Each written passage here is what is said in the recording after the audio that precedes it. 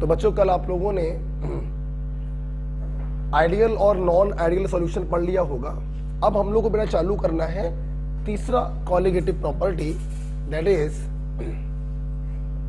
Elevation in boiling point. Elevation in boiling point. देखो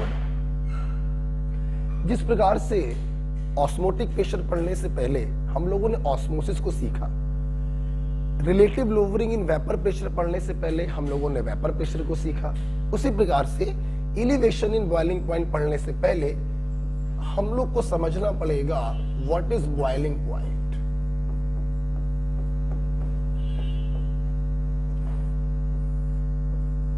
तो लिखेंगे व्हाट इज बॉइलिंग पॉइंट, साथ में लिखो बेटा the temperature at which vapor pressure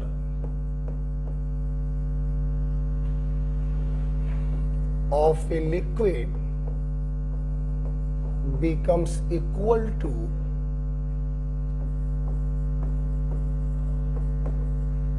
atmospheric pressure.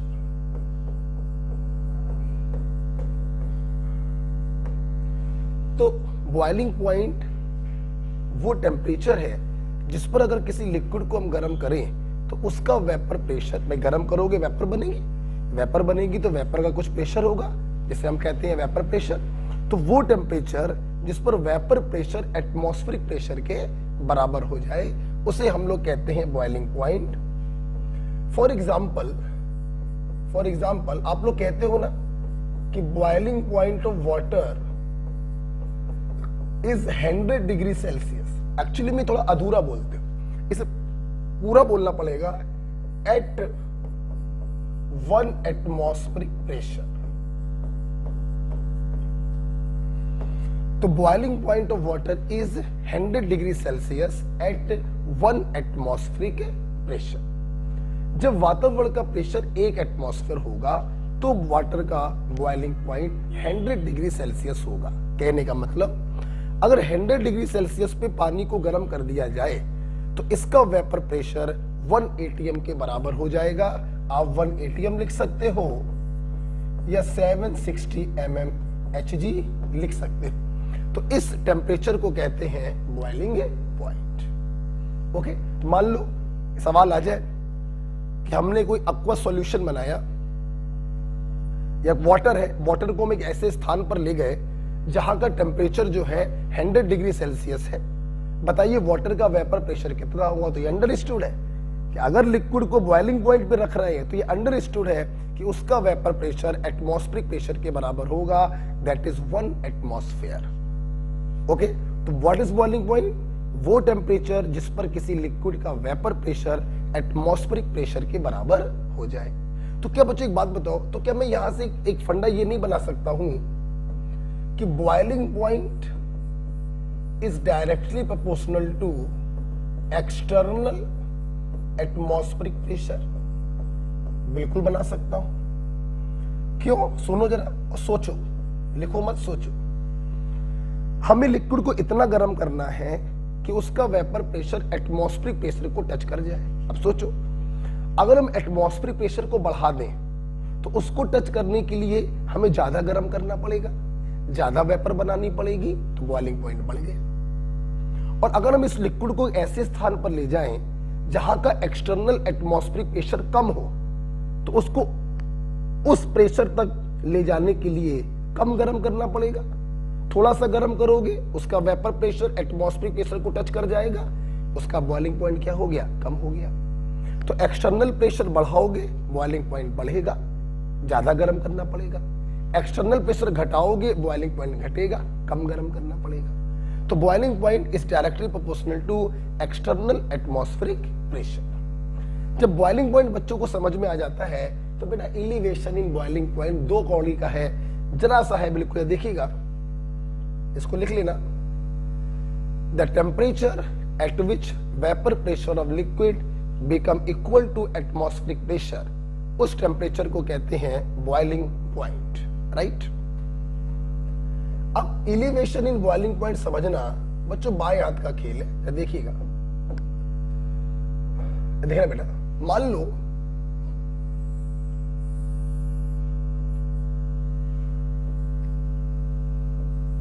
Vapour pressure versus temperature हमें ग्राफ खींचना है। आप लोग सेकंड कॉलिगेटिव प्रॉपर्टी में हमसे सीख चुके हो कि vapour pressure is directly proportional to temperature. Temperature बढ़ाएंगे वेपर प्रेशर बढ़ेगा, समझना मेरी बात। मान लो बेटा ये जो लाइन है ये एक्सटर्नल प्रेशर को डिनोट कर रही है, एटमॉस्फेरिक प्रेशर को डिनोट कर रही है, और सी लेवल पर एटमॉस्फेरिक प्रेशर होता है 180। ठीक, अच्छा भाई, हमने क्या किया, एक सॉल्वेंट लिया, सॉल्वेंट को हमने गर्म किया, गर्म करेंगे उसका वेपर प्रेशर बढ़ेगा। ये कोई सॉल्वेंट है। मैं अभी आपको सिर्फ इतना बता सकता हूं कि टेम्परेचर बढ़ाएंगे वेपर प्रेशर बढ़ेगा, टेम्परेचर बढ़ाएंगे वेपर प्रेशर बढ़ेगा। ये लाइन ऐसी ही क्यों है, ये लाइन ऐसी क्यों नहीं है, ये बेटा आपके सिलेबस में नहीं है, इसका कोई लेना देना आपको नहीं। हम लोग सिर्फ इतना समझते हैं कि टेम्परेचर बढ़ाने पर वेपर प्रेशर बढ़ेगा। अब समझना, इस सॉल्वेंट का वेपर प्रेशर इस पॉइंट पर एटमॉस्फेरिक प्रेशर के बराबर हो गया तो इसके इक्विवेलेंट जो टेम्परेचर होगा वो उस सॉल्वेंट का बॉइलिंग पॉइंट कहलाएगा। क्योंकि प्योर सॉल्वेंट है तो हमने नॉट से डिनोट किया। इस टेम्परेचर पर इस सॉल्वेंट का वेपर प्रेशर एटमॉस्फेरिक प्रेशर के बराबर हो गया तो ये टेम्परेचर कहलाएगा इस सॉल्वेंट का वेपर बॉइलिंग पॉइंट। राइट, अब समझना, अगर मैं इस सॉल्वेंट में एक नॉन वोलेटाइल सॉल्यूट को डिसॉल्व कर दूं, तो जब नॉन वोलेटाइल सॉल्यूट को घोलोगे, आप पढ़ चुके हैं relative lowering in vapour pressure, तो सॉल्यूशन का वेपर प्रेशर क्या हो जाएगा, कम हो जाएगा। मतलब सॉल्यूशन की जो लाइन होगी वो नीचे से पास होगी। ये किसकी लाइन है, ये सॉल्यूशन का vapour pressure versus temperature curve है।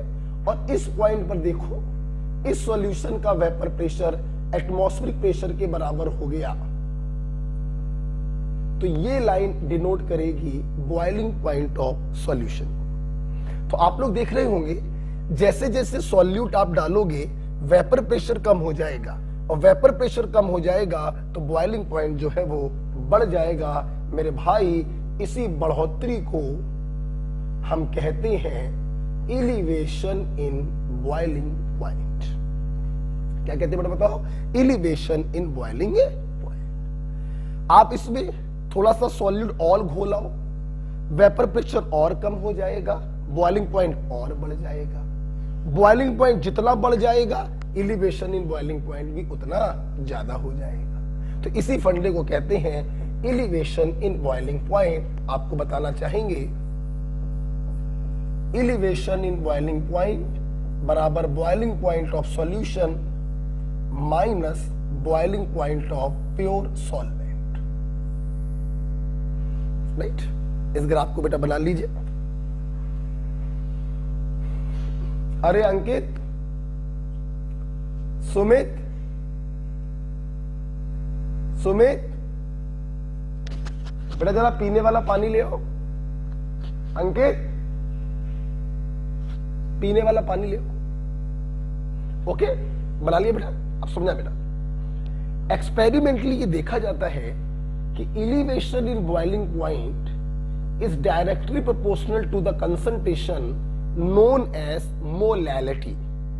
मोलैलिटी एक ऐसी कंसंट्रेशन है जो डायरेक्टली प्रोपोर्शनल होता है एलिवेशन इन बॉइलिंग पॉइंट के। और जैसा कि बच्चों आप लोग जानते हैं कि डायरेक्टली प्रोपोर्शनल का साइन अगर हटाएंगे तो एक कांस्टेंट लिखना पड़ेगा। बेटा इस कांस्टेंट को कहते हैं केबी। तो डेल्टा टीबी बराबर केबी इंटू मोलैलिटी।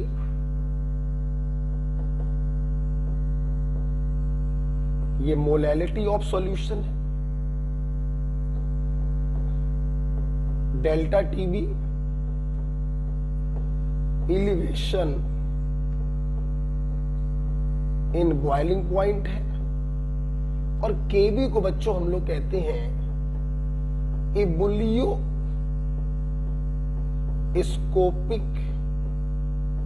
कांस्टेंट या मोलल एलिवेशन कांस्टेंट। केवी को कहते हैं एबुलियोस्कोपिक कांस्टेंट या मोलल एलिवेशन कांस्टेंट। और मैं आपको बताना चाहूंगा, आप पॉज करके लिख लीजिएगा, मैं आपको बताना चाहूंगा, थोड़ा सा ऊपर कर दे रहे हैं, ग्राफ आप बना चुके होंगे। ये जो एबुलियोस्कोपिक कांस्टेंट होता है बेटा, it depends on solvent, depends on nature of solvent. अगर सॉल्वेंट को फिक्स कर दिया जाए तो कोई भी सॉल्यूट उसमें डिसॉल्व करिए, केबी की वैल्यू जो होगी वो फिक्स हो। तो केबी जो होता है इसे एबुलियोस्कोपिक कांस्टेंट कहते हैं and it depends only on nature of solvent. For example, for water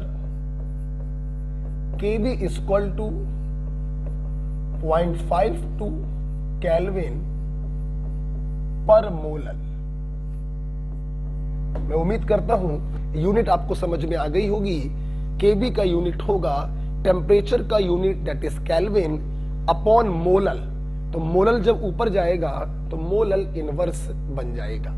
तो for water the value of KB is 0.52 kelvin per molal. Right बेटा, सुनना बेटा, अगर हम लोग ध्यान से सब देखेंगे, मोलैलिटी को ओपन करें तो मोलैलिटी बराबर क्या होता है? Moles of solute upon mass of solvent in kilogram. अगर ग्राम में रखोगे तो ऊपर 1000 से मल्टीप्लाई करना पड़ेगा। सुनना बेटा, अगर मोलैलिटी की हम यूनिट देखें तो मोलैलिटी की यूनिट आएगी मोल पर किलोग्राम। आया ना? सोचो, अगर मोलल की जगह हम मोल पर किलोग्राम रख दें, अगर मोलैलिटी की जगह मोल पर किलोग्राम रखो तो किलोग्राम ऊपर आके पॉजिटिव में चला जाएगा और मोल की जो पावर है वो नेगेटिव में हो जाएगी। तो यूनिट भी बड़ा इंपॉर्टेंट होती है। आपके मेडिकल में केबी का ये लोग यूनिट पूछ लेते हैं, तो ध्यान रखिएगा, केल्विन पर मोलल बोल सकते हो या केल्विन किलोग्राम पर मोल भी बोल सकते हो। और ये वैल्यू याद रखिएगा, वाटर के लिए केबी की वैल्यू होती है 0.52। तो इसे बच्चों कहते हैं हम लोग elevation in boiling point. M molality होता है और मोलैलिटी निकालना आप लोगों को बहुत पहले से आता है, moles of solute upon mass of solvent in kilogram. Right, अच्छा, केबी के बारे में बेटा आप इसको लिख लो। फिर केबी के बारे में एक बात हम लोग और करना चाहेंगे, आराम से इसको लिख लो। जरा देना बेटा पानी।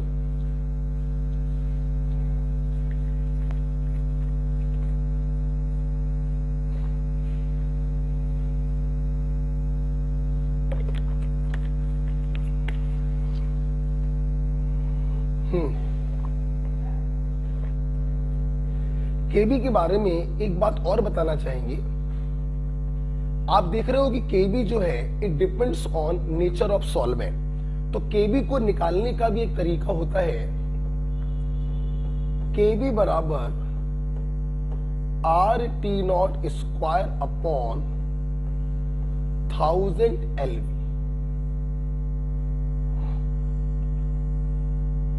केबी बराबर RT0 square upon 1000 LV। R का मतलब वही गैस कांस्टेंट है और T0 अभी अभी आपने देखा boiling point of pure solvent, और LV का बेटा यहां पर मतलब होता है हीट ऑफ वेपोराइजेशन।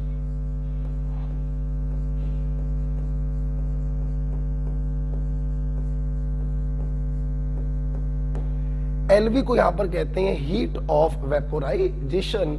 ये बेटा याद करना पड़ता है, एनसीईआरटी में लिखा हुआ है और आपको ये याद ही होना चाहिए। केबी बराबर R T naught square upon 1000 L V. L V होता है हीट ऑफ वेपोराइजेशन। एक बात बच्चों यहां पर और बताना चाहेंगे, कभी कभी एलवी की जगह पर एग्जामिनर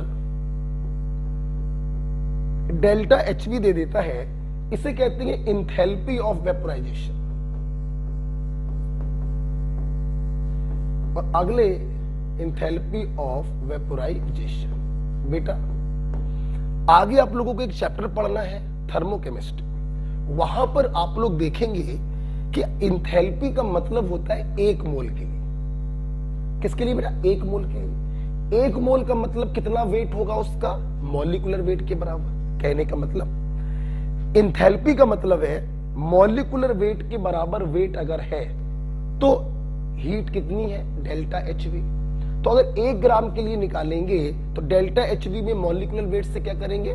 डिवाइड करेंगे। इसलिए अगर इंथैल्पी ऑफ वेपोराइजेशन आपको दिया है तो आप इसमें मॉलिक्यूलर वेट से डिवाइड करेंगे तो आपका एलवी आएगा।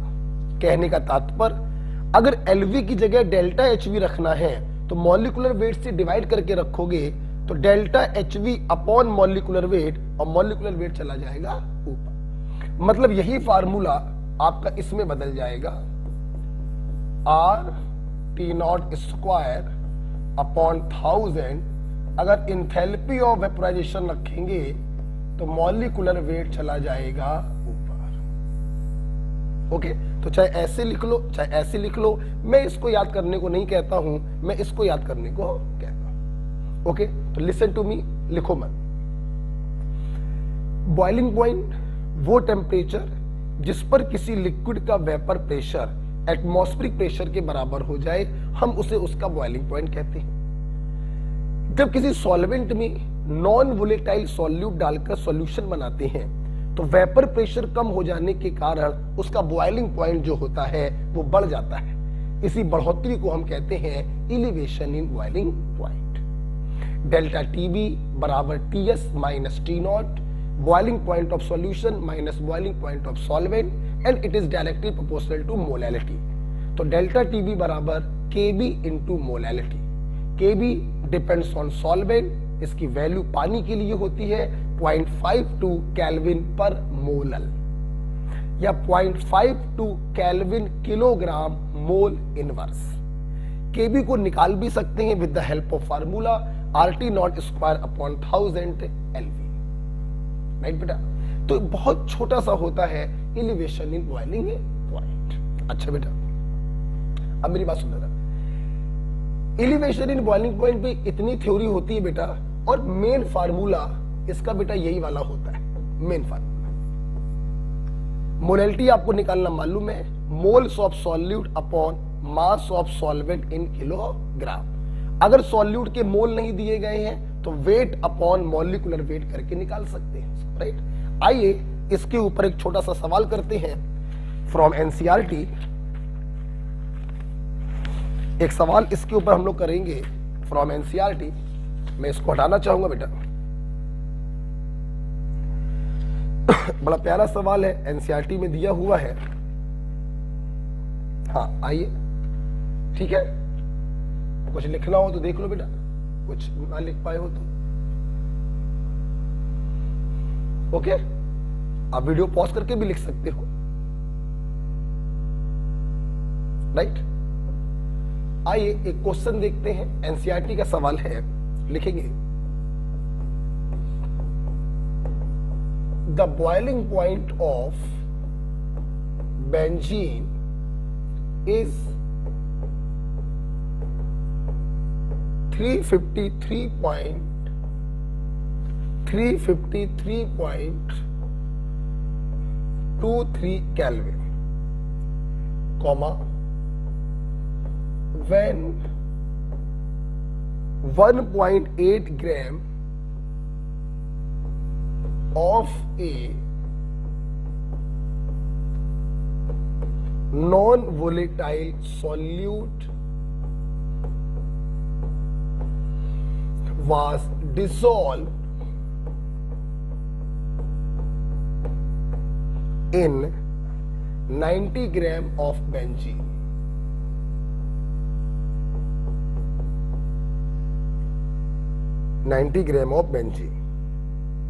The boiling point is raised by 354.11 Kelvin, full stop. Calculate molecular weight of solute, bracket में लिखेंगे given Kb for benzene.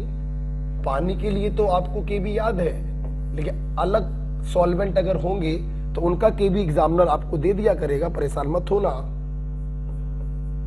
2.53 kelvin kilogram mole inverse. ठीक है, आप नहीं करेंगे, अगर आपका करने का मन हो तो वीडियो को पॉज करके करिएगा। फिलहाल मैं चाहूंगा अब हमको देखिए, देखो boiling point of benzene is फलाना। बेंजीन यहां पर सॉल्वेंट है, सॉल्वेंट कौन है यहां पर? बेंजीन। और आपको सॉल्वेंट का बॉइलिंग पॉइंट दिया है 353.23 केल्विन। अच्छा, when 1.8 gram of a non volatile solute, solute का वेट कितना दिया है? 1.8 gram, dissolve in 90 gram of, just minute कुछ करेक्शन लग रहा है, dissolve in 90 gram of benzene, 90 gram of benzene. बच्चों एक minute,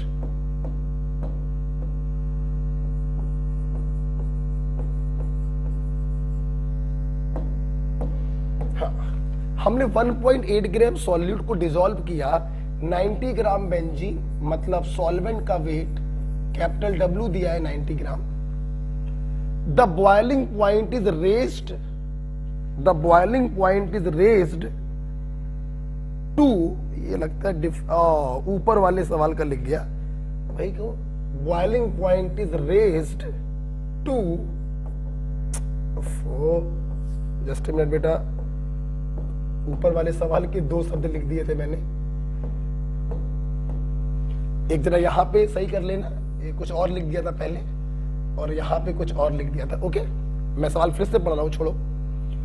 the boiling point of benzene is 353.23 kelvin, pure solvent का बॉइलिंग पॉइंट दिया।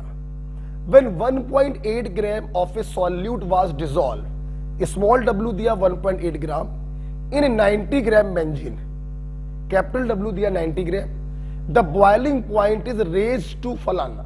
जाहिर सी बात है, जब नॉन वोलेटाइल सॉल्यूट डालोगे तो बॉइलिंग पॉइंट बढ़ जाएगा, सॉल्यूशन का बॉइलिंग पॉइंट ज्यादा होगा, तो इन्होंने सॉल्यूशन का बॉइलिंग पॉइंट आपको दे दिया है 354.11 kelvin. Okay, calculate molecular weight of solute. आपको सॉल्यूट का मॉलिक्यूलर वेट बताना है, ठीक है बेटा? देखना बेटा, बहुत ही सिंपल क्वेश्चन होते हैं एलिवेशन इन बॉइलिंग पॉइंट और डिप्रेशन इन फ्रीजिंग पॉइंट के। सिंपल बेटा, कुछ मत करो, सिंपल फार्मूला लगा दो, Kb इंटू मोलैलिटी। आप चाहो तो फार्मूले को खोल के भी लिख लिया करो। एलिवेशन इन बॉइलिंग पॉइंट हो जाएगा Ts minus T0। Molality, moles of solute, अगर उसको भी खोल लें तो weight of solute upon molecular weight of solute, don't confuse, this is the molecular weight of solute, और गोले में बंद है तो वो मोलैलिटी है, अपॉन वेट ऑफ सॉल्वेंट। अगर ग्राम में करते हैं तो 1000 से मल्टीप्लाई करना पड़ेगा, किलोग्राम में करते हैं तो कोई प्रॉब्लम नहीं, सब्स्टिट्यूट कर दो वैल्यू, कुछ नहीं होता सवाल में। 354.11 माइनस 353.23 बराबर केबी का वैल्यू दिया है 2.53 इंटू स्मॉल डब्ल्यू दिया है 1.8 ग्राम, कैपिटल डब्ल्यू दिया है 90 ग्राम। मॉलिक्यूलर वेट आपको निकालना है, मॉलिक्यूलर वेट निकालना है। कैपिटल डब्ल्यू दिया है 90 ग्राम इंटू 1000, राइट। तो आप इसको सॉल्व करेंगे, ओके, और सॉल्व करने के बाद आंसर निकालेंगे। मेरे पास मेरा मोबाइल नहीं है तो मैं आंसर बता दे रहा हूं। तो मॉलिक्यूलर वेट आपका आएगा approx 58। This is your answer, right. तो मैं बोलना चाहूंगा फिर से एक बार सवाल ये था कि बेंजीन एक सॉल्वेंट था जिसका बॉइलिंग पॉइंट आपको T0 दे दिया गया। हमने 90 ग्राम बेंजीन में 1.8 ग्राम किसी सॉल्यूट को मिलाया तो जो सॉल्यूशन बना उसका फ्रीजिंग पॉइंट बढ़कर 354 केल्विन हो गया। लाजमी है, बढ़ेगा तो ही, इसी को तो कहते हैं एलिवेशन इन बॉइलिंग पॉइंट। बताइए इस सॉल्यूट का मॉलिक्यूलर वेट क्या होगा? डेल्टा टीबी बराबर KB into molality. Elevation in boiling point की जगह रखेंगे boiling point of solution minus boiling point of solvent. Molality को खोलेंगे, मोल्स ऑफ सॉल्यूट, मोल अगर नहीं दिया तो weight of solute upon molecular weight of solute into weight of solvent into 1000। मेरा मोबाइल ले आओ, ओके बेटा। तो सॉल्व कर लेंगे, सिंपल, आपका आंसर आ जाएगा। This is about the elevation in boiling point, okay बेटा। अच्छा, after elevation in boiling point, बहुत ही छोटा सा टॉपिक था ये। हम लोग की चौथी कॉलिगेटिव प्रॉपर्टी है बेटा डिप्रेशन इन फ्रीजिंग पॉइंट। हटा दे रहे हैं।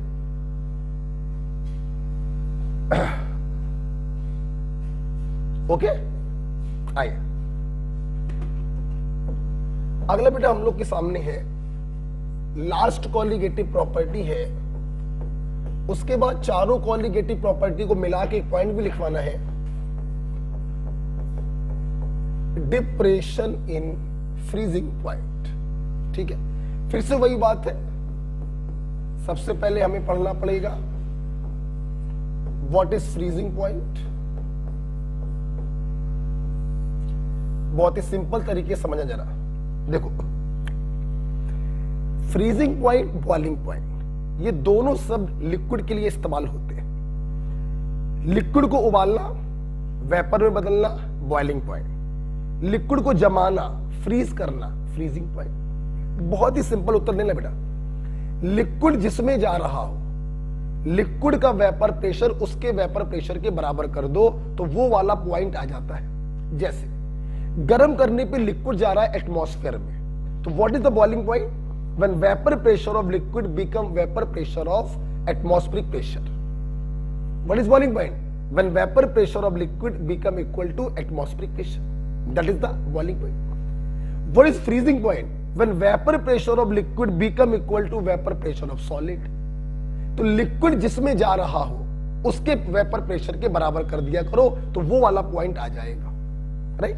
जैसे फ्रीजिंग पॉइंट क्या होता है तो लिखेंगे the temperature at which vapour pressure of a substance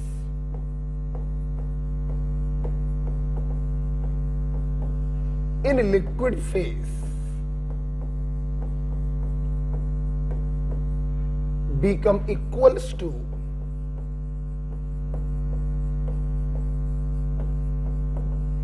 vapor pressure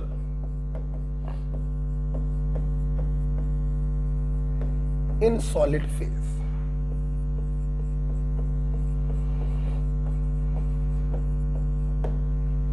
तो जब किसी लिक्विड का वेपर प्रेशर सॉलिड के वेपर प्रेशर के बराबर हो जाएगा तो वो उसका फ्रीजिंग पॉइंट कहलाता है। फॉर एग्जाम्पल, ये तो याद होगा आपको, freezing point of water is 0 degree Celsius या 273 केल्विन, राइट। जब फ्रीजिंग पॉइंट समझ में आ जाता है तो हम लोग बात करते हैं डिप्रेशन इन फ्रीजिंग पॉइंट की। एक बात और बताना चाहेंगे, व्हाट इज फ्रीजिंग पॉइंट, फिर से पढ़िए। The temperature at which vapour pressure of a substance in liquid phase become equal to vapor pressure in solid phase implies both are in dynamic equilibrium। मतलब फ्रीजिंग पॉइंट पर दोनों फेजें क्या होती हैं, dynamic equilibrium में होंगी, लिक्विड फेज भी और सॉलिड फेज भी, राइट। आइए, जब फ्रीजिंग पॉइंट समझ में आ जाता है तो डिप्रेशन इन फ्रीजिंग पॉइंट तो और भी आसान हो जाता है। तो देखिएगा,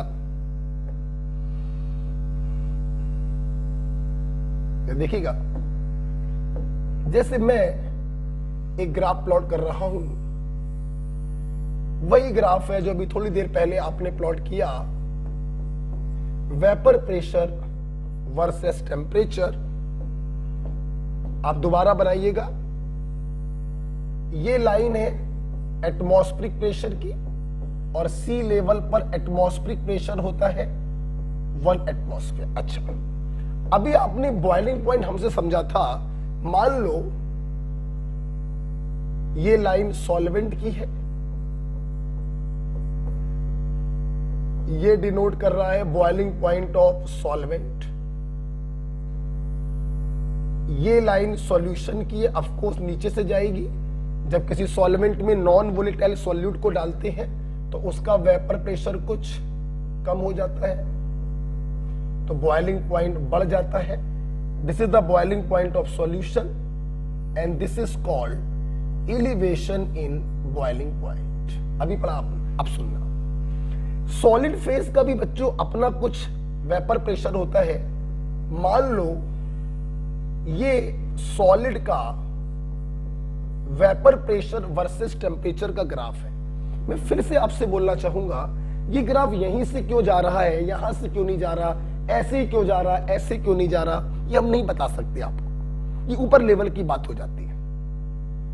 हम सिर्फ इतना बता सकते हैं, फेज कोई भी हो, प्योर हो या सॉल्यूशन हो, टेम्परेचर बढ़ाओगे वेपर प्रेशर बढ़ेगा, टेम्परेचर बढ़ाओगे वेपर प्रेशर बढ़ेगा। अब सुनना, जब बॉइलिंग पॉइंट पता करना था तो इनका वेपर प्रेशर एटमॉस्फेरिक प्रेशर के बराबर किया। तो अगर फ्रीजिंग पॉइंट पता करना है तो इनका वेपर प्रेशर सॉलिड के वेपर प्रेशर के बराबर करोगे। हम इसको पीछे लेकर आए तो इस पॉइंट पर देखिए, इस सॉल्वेंट का वेपर प्रेशर सॉलिड के वेपर प्रेशर के बराबर हो गया, तो ये डिनोट करेगा freezing point of pure solvent.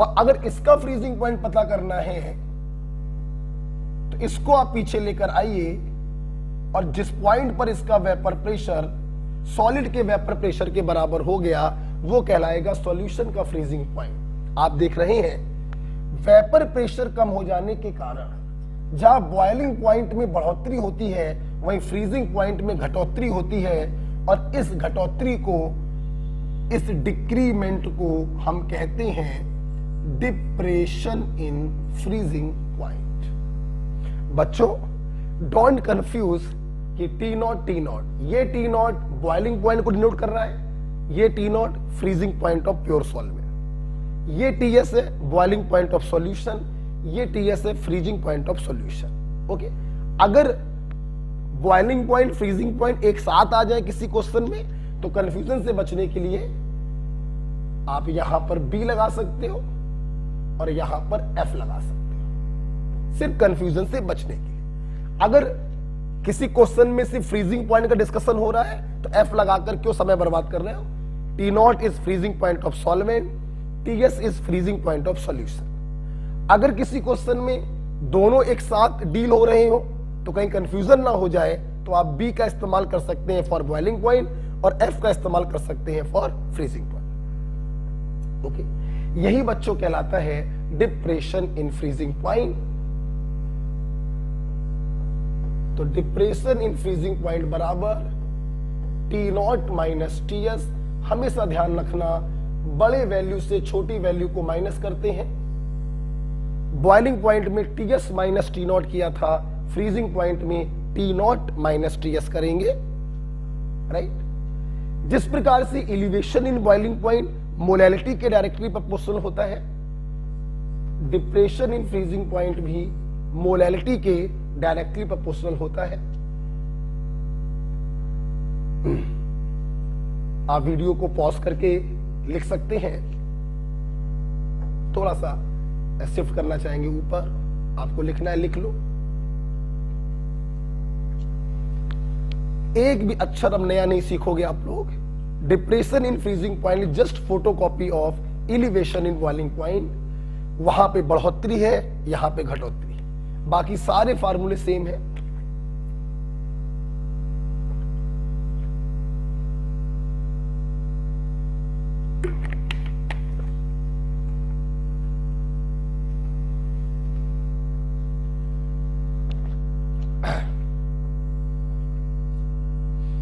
Directly proportional का जब आप साइन हटाएंगे तो एक कांस्टेंट लिखेंगे। वहां पर कहते थे मोलल एलिवेशन कांस्टेंट, यहां पे कहेंगे मोलल डिप्रेशन कांस्टेंट। वहां पे कहते थे इबुलियोस्कोपिक कांस्टेंट, यहां पर कहते हैं क्रायोस्कोपिक कांस्टेंट।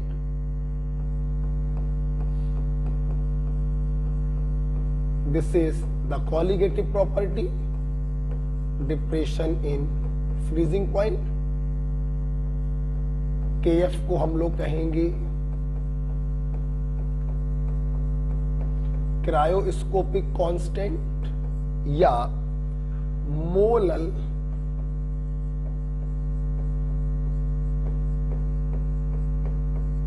Depression constant. और just like to kb, kf depends on nature of solvent also।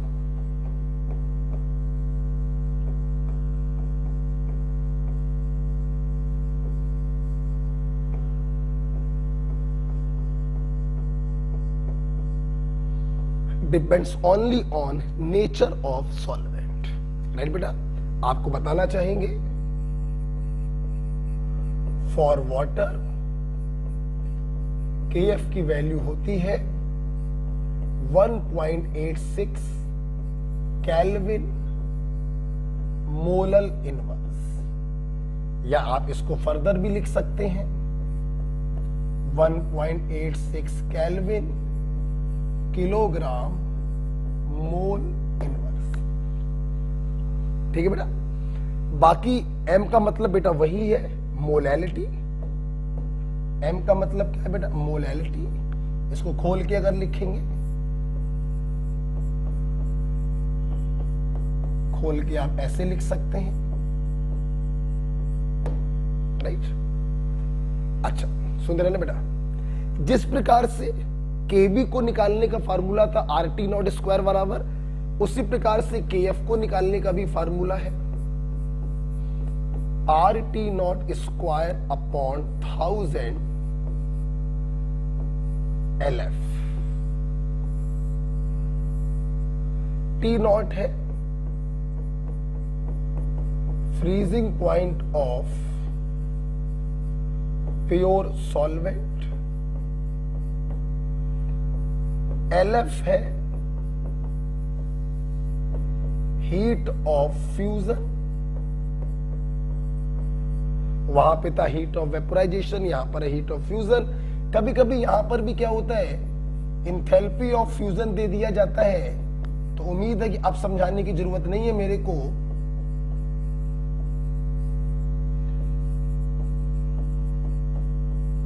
अब समझाने की जरूरत नहीं है कि इसमें अगर हम मॉलिक्यूलर वेट से डिवाइड कर देंगे तो हीट ऑफ फ्यूजन आ जाएगा।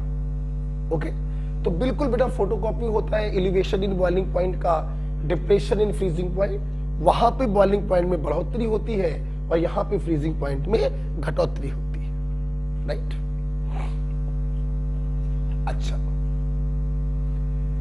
फार्मूले वही है, सब कुछ वही है, लेकिन अब हम लोग बात करेंगे थोड़ा सा डिप्रेशन इन फ्रीजिंग पॉइंट के एप्लीकेशन की। तो एप्लीकेशन में चलते हैं, जरा इसको लिख लीजिए आप।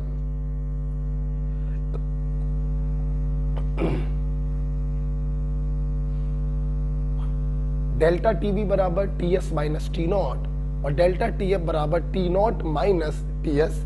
हमेशा बड़े टेम्परेचर से छोटे टेम्परेचर को माइनस करेंगे तभी पॉजिटिव वैल्यू निकल कर आती है।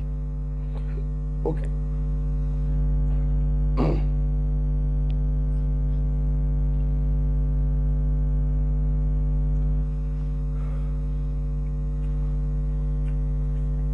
लिख लो बेटा।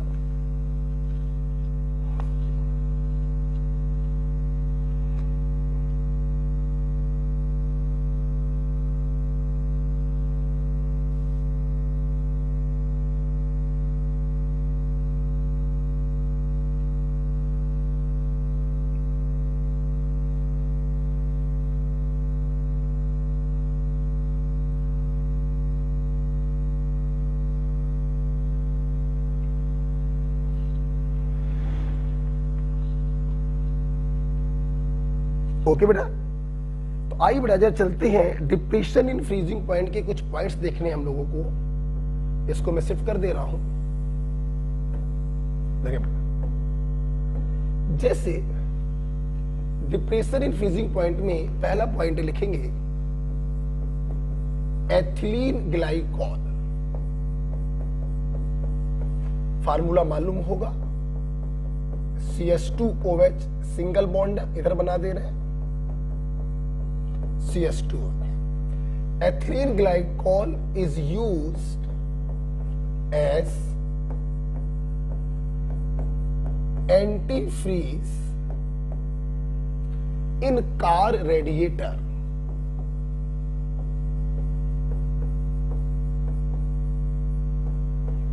in cold countries।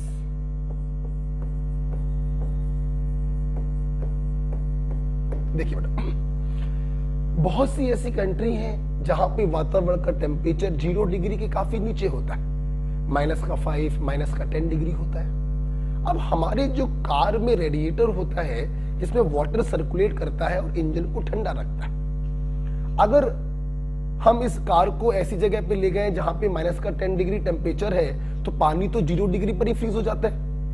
तो जब वो पानी फ्रीज हो जाएगा, उसका सर्कुलेशन बंद हो जाएगा, तो वो इंजन को ठंडा नहीं कर पाएगा और इंजन गर्म होकर रुक जाएगा। तो ऐसे देशों में हम लोग क्या करते हैं, कार के रेडिएटर में एथिलीन ग्लाइकॉल को मिला देते हैं। ये एथिलीन ग्लाइकॉल अंदर जाता है और पानी के फ्रीजिंग पॉइंट को कम कर देता है।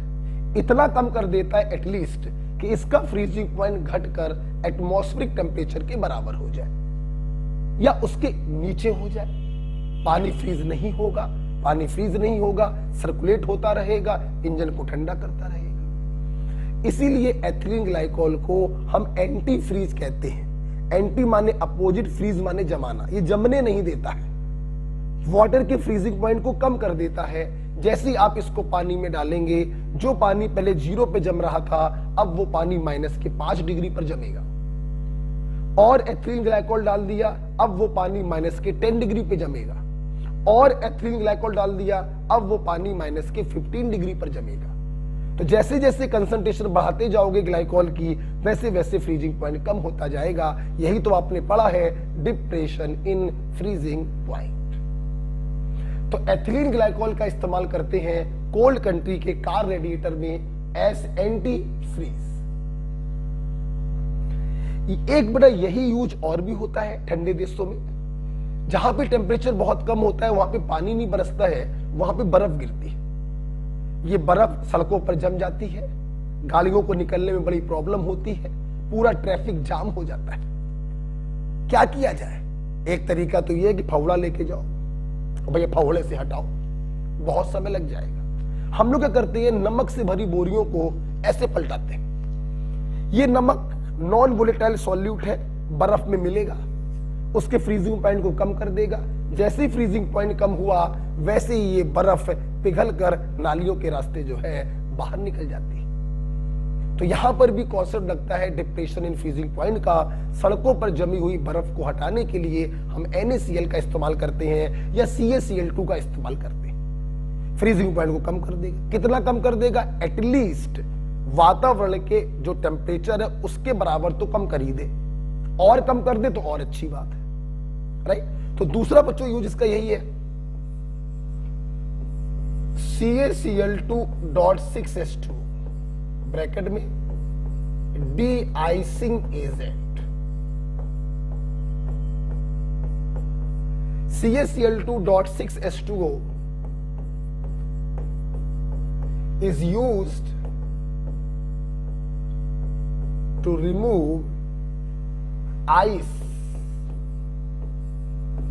from road in cold countries.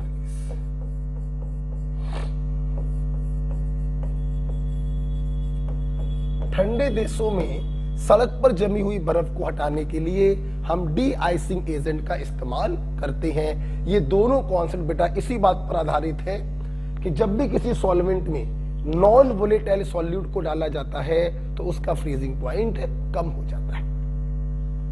एक बात मैं और आपको बताना चाहूंगा, जैसा कि आपने देखा था क्रायोस्कोपिक कांस्टेंट पानी के लिए 1.86 होता है बच्चों, इसकी मैक्सिमम वैल्यू होती है for camphor, it is 40।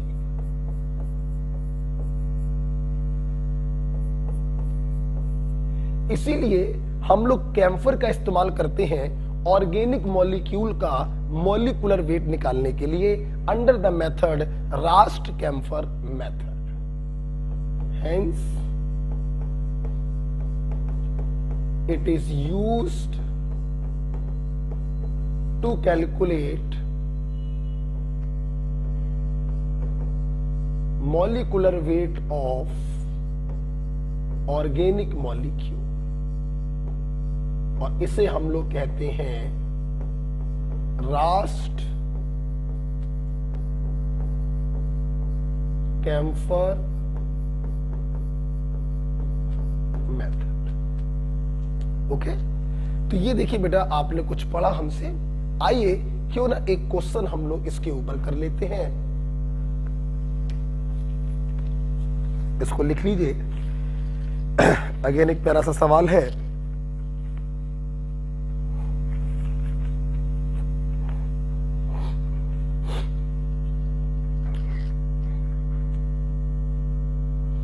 Okay लिख लिया।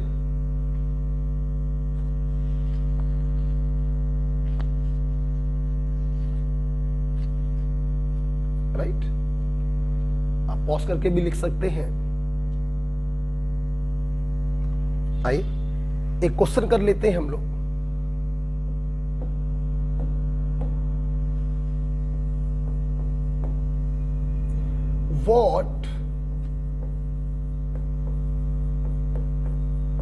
what minimum amount of ethylene glycol must be added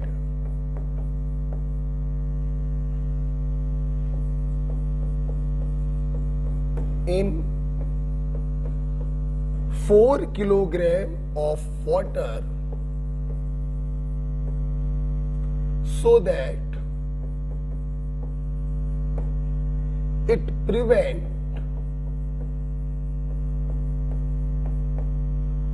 from freezing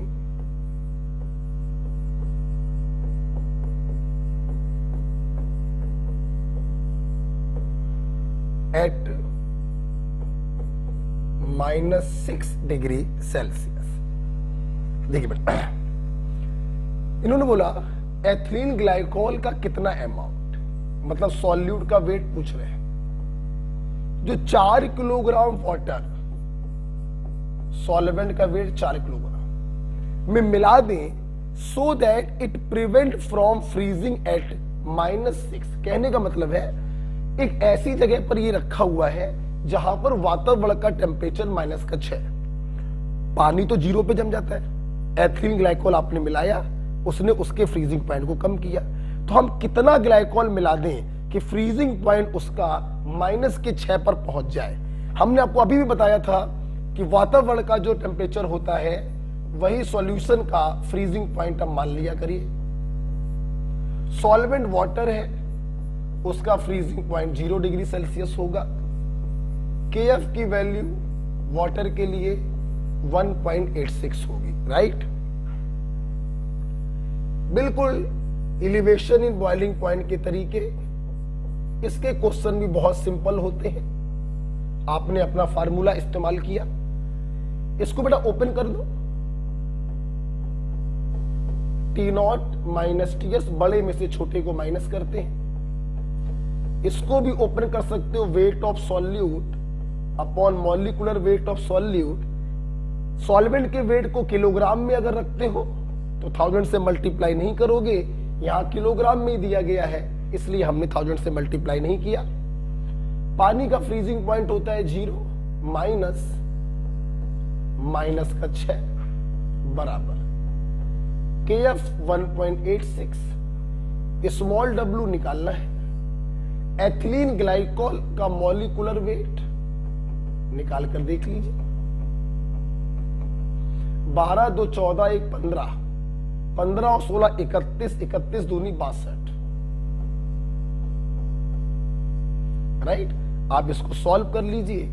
यहां पर आ जाएगा minus minus plus into 62 into 4 upon 1.86। Solve कर लो बेटा।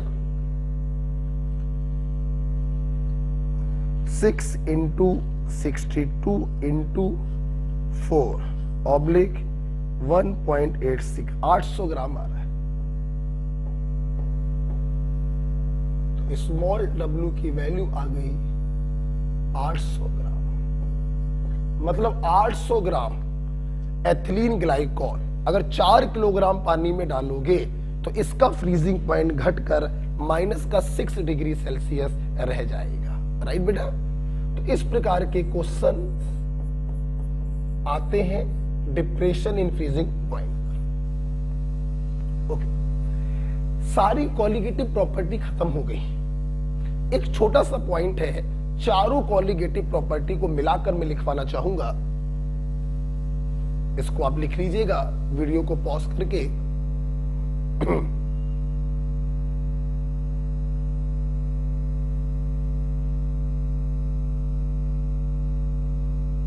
ठीक है, हेलो, हाँ बेटा, अभी जरा क्लास में थोड़ी देर बात करते हैं। आइए एक स्टेप आगे बढ़ते हैं। बेटा एक पॉइंट था experimental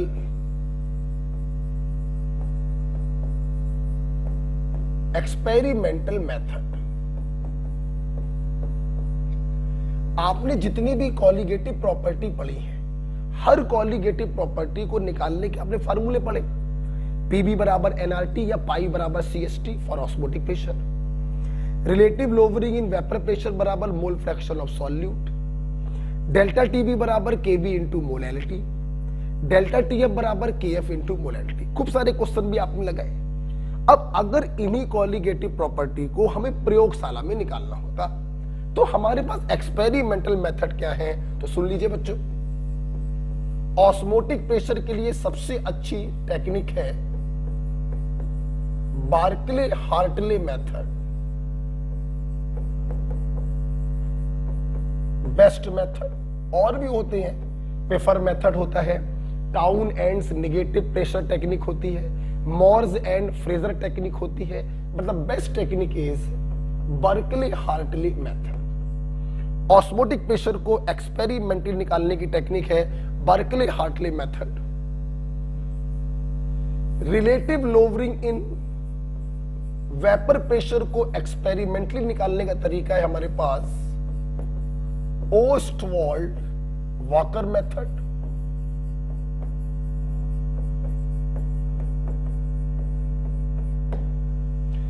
elevation in boiling point के लिए हमारे पास दो मेथड है, एक लैंड बर्जर मेथड है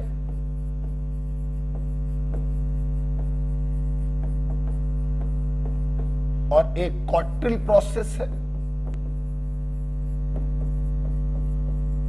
दो प्रोसेस है हमारे पास। और डिप्रेशन इन फ्रीजिंग पॉइंट के लिए हमारे पास है बेकमैन्स मेथड।